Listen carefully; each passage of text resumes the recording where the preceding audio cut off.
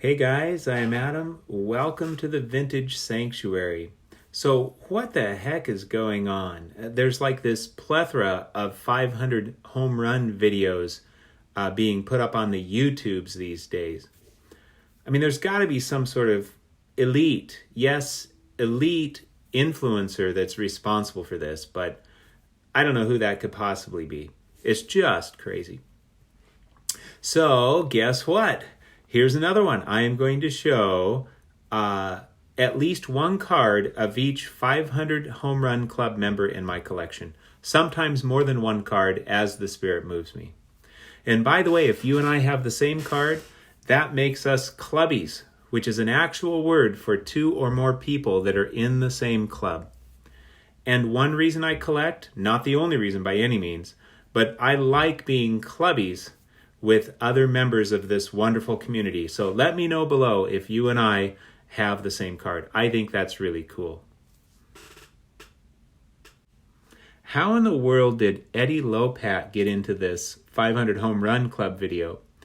He only hit 5 home runs, not exactly 500, in his 12-year career. However, will we ever know how many people he kept out of the 500 Home Run Club?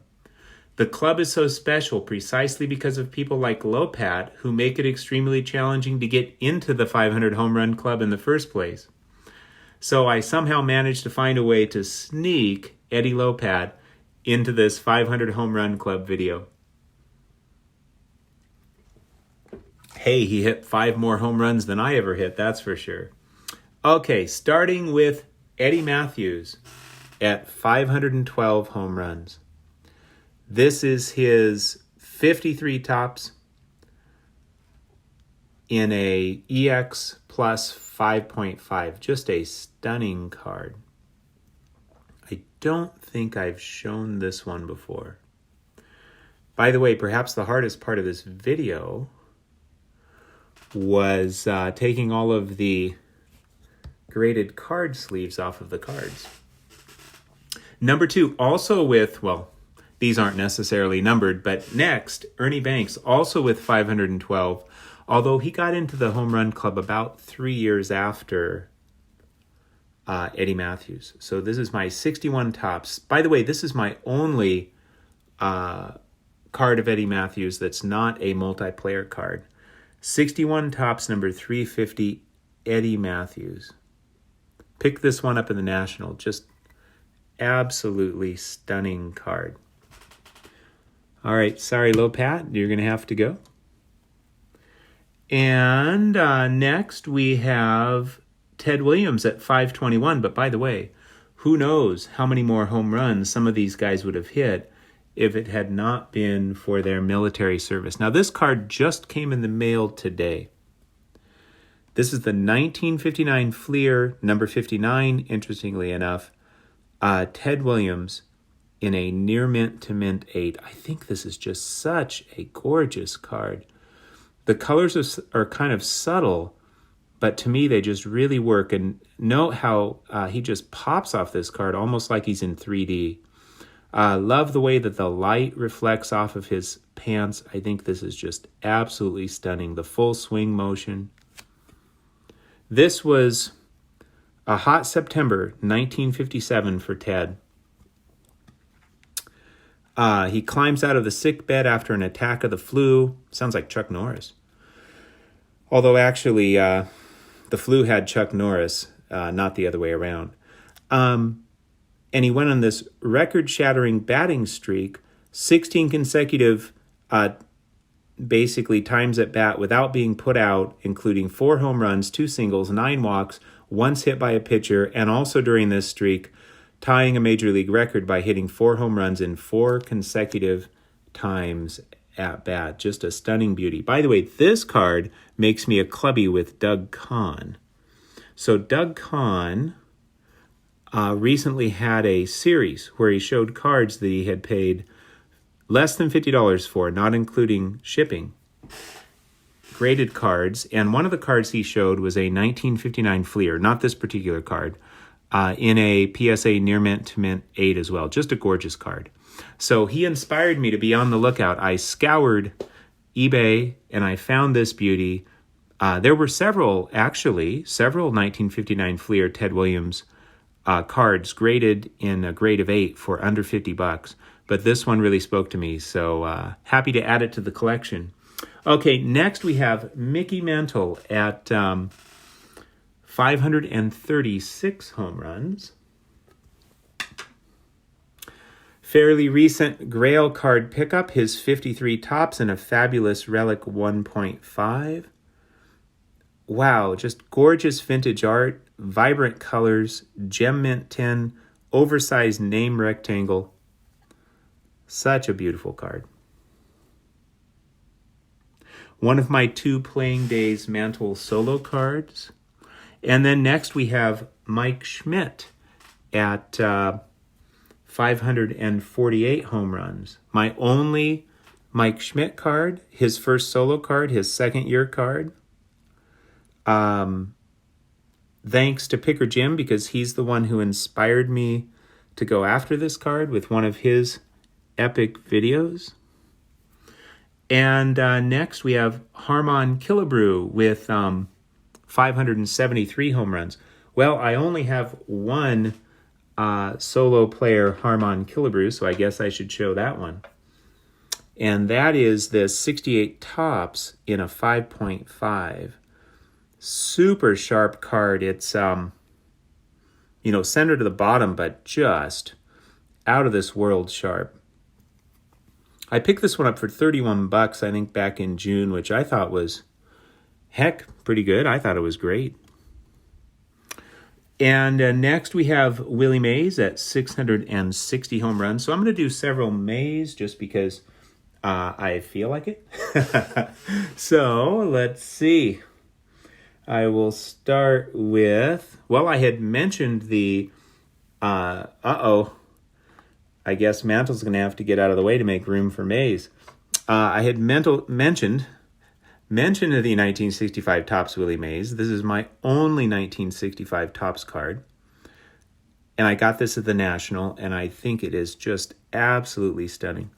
I like all the vintage colors pretty much, but that purple with the yellow pennant I think is just out of this world. Also, some more Willie Mays. Somebody had mentioned in a comment that I might show this card in my 500 home run video, so I knew that I needed to, and I'm happy to do so because I really love this card. Big, huge national pickup for me. 52 Topps Willie Mays in an authentic. Measures the right size, but I think maybe trimmed on top, even though it measures the right size. And wow, I mean, the surface, the color is just out of this world for this 52 Topps Authentic Willie Mays. Also, sticking with the Mays theme, I've shown this before. This is the 54 Topps Willie Mays. This is the one I crossed over. It was a PSA 2.5 with something that I wasn't sure was either on the holder, kind of right in the middle, or on the card. Turned out to be pretty much on the holder or fully on the holder. So this is just a stunning beauty. Grade of 3 be damned. This card is just outrageous. One of my favorite cards. One of the pictures where Willie Mays is, smiling, showing his wonderful smile. And, I love the rich green on the back. Just such a vibrant, stunning vintage card. All right, sticking with the Mays theme, I'm going to have to remove Mays to make room for Mays. This is a Mays that I have not shown before, and that is the 64 Topps in a fabulous 5.5. And to me, this card is just absolutely gorgeous, Hey, it's a little bit centered to the bottom, but that doesn't bother me a bit. Given the preference, I'll take my card sharp, and this card is just so sharp. And, others have mentioned, the back of 50, what is this? 64. I was born in 64. You'd think I'd know. The back of 64 Topps, isn't their favorite back. I mean, I think this is pretty nice. I really like that orange. So at least this particular color. I'm not sure if they all have the same back color, but anyway, I like the front. I like the back. So we are now moving on to Babe Ruth at 714. I do not have any of his playing days cards. However, I do have a few vintage cards of him, so I'm going to show one of those. And this is probably my favorite that I have. I love the green tint. 62 Topps Babe Ruth, hit 60 in the green tint in a fabulous 4. I think that is just a stunning beauty. Let me kind of show you up close here. And there is the back. So we're going to make, let's see, I think maybe my system would say that this card should go next to make some room. And now, well, okay, here's the deal. I'm going to go to Hammer and Hank next, but really in my mind, I kind of put Hank Aaron at number 1. I know that Barry Bonds has 762, and 762 is more than 755. As a mathematician, I'm certainly aware of that. However, if Barry Bonds had hit 8 less home runs, just a measly 8 out of 762, he would be below Hank Aaron. And I cannot help but think that his mega vitamin supplements created at least 8 additional home runs. So in my mind, in my heart, Hank Aaron is the king, even though I acknowledge that mathematically Barry Bonds has more home runs. And I actually think, he was just an amazing, fabulous player. Anyway, without further ado, let me get to Hank Aaron with 755. I'm going to show this 64 Topps in a 4.5. This I've shown before. This card is just, Gem Mint 10 plus, at least eye appeal wise, just absolutely stunning. Got this at the National. Let me compare. Oh yeah, they are kind of the same on the back, same color. I wasn't sure if the back color changed. I guess that generally does not happen, just the front colors change. Maybe that never happens. What do I know? You can tell me, but yeah, I kind of like the backs on these two. I guess they're not my favorite backs, but I love them. All right, let's see. I'm going to do another Hank Aaron, and that would be his 1960 Topps All-Stars, my only All-Star card from 1960 Topps. And this card in a fabulous 4 is just outrageously gorgeous, in my biased opinion. But hey, I think anybody who has eyes would say that this card is outrageously gorgeous. Now, why in the heck is this card horizontal instead of vertical? How am I going to fit it on here? Oh, we'll do that. There we go. Okay, now what? Well, now we get to Barry Bonds at 762. Believe it or not, I actually have a few of his cards. These are the, I just have vintage, and I guess if you want to call these vintage, but these are the only baseball cards I have. Well, I have a couple more Barry Bonds, but I picked 3. I have 5, and I picked the 3. I guess I just chose these 3. I like all 5 of them. This one is the 87 Classic Yellowback in a 9. John Mangini showed this in his Most Beautiful Cards video response, and I think this is an absolutely stunning card. The way the yellow, his helmet and on his uniform, matches the yellow borders of the card. Then it's got a yellow back, room for an autograph. And then next I've got the 1987 Classic again, except this one looks the same on the front, but this one is tougher to get. Quite a bit tougher. I'm not sure, how much tougher, but quite a bit tougher. And this is the greenback. So same card with the greenback. Love that rich green. And this is a mint 9 as well. Just a stunning card.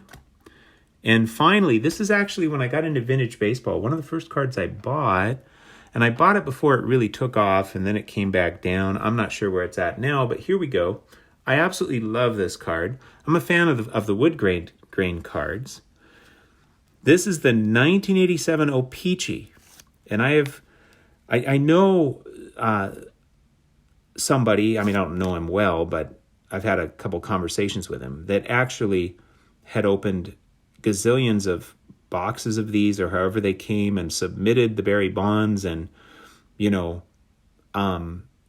maybe got 1 or 2 9s out of just a crazy number, like literally a few hundred submissions right out of the boxes. So it's really tough. The quality control was just not good. So high grades are really tough on this card.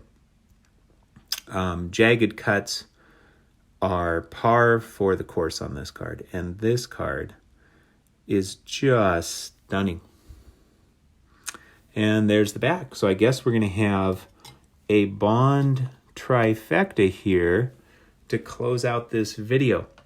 Thank you, everybody, for sharing in my joy. I hope you had a wonderful and peaceful time in the Vintage Sanctuary.